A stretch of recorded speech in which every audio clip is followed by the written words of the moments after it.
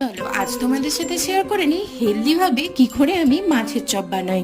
তার জন্য প্রথমেই রুই মাছটাকে নুন হলুদ দিয়ে সিদ্ধ করে কাটা ছাড়িয়ে একটা বাটিতে নিয়ে নিয়েছি। সাথে একটু আলুও গ্রেট করে নিয়েছি, তার সাথে পেঁয়াজ কাঁচা লঙ্কা আদা রসুন কুচিয়ে নিয়েছি। তোমরা চাইলে এগুলো একবার কড়াইতে নেড়েও নিতে পারো।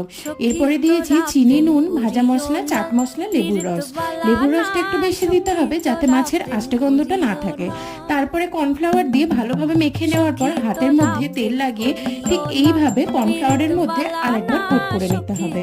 তারপরে একটা বাটিতে ডিম ফেটিয়ে নিয়েছি নুন আর গোলমরিচ দিয়ে, আর এইদিকে ব্রেড ক্রাম্পও নিয়ে নিয়েছি। এবার আমি একটা করে চপ নেব, ডিমের গোলাতে একটা কোট করে তারপরে আবার ব্রেড ক্রাম্পে কোট করব। এরকম ভাবে দুটো করে কোট করে ফ্রিজে 2 ঘন্টা রেখে দিয়েছি। তো এখন 2 ঘন্টা পর ফ্রিজ থেকে বার করার পর এয়ার ফ্রায়ারে 180 ডিগ্রিতে 10 মিনিটের জন্য দিয়েছি। আমাদের গরম গরম মাছের চপ একদম রেডি।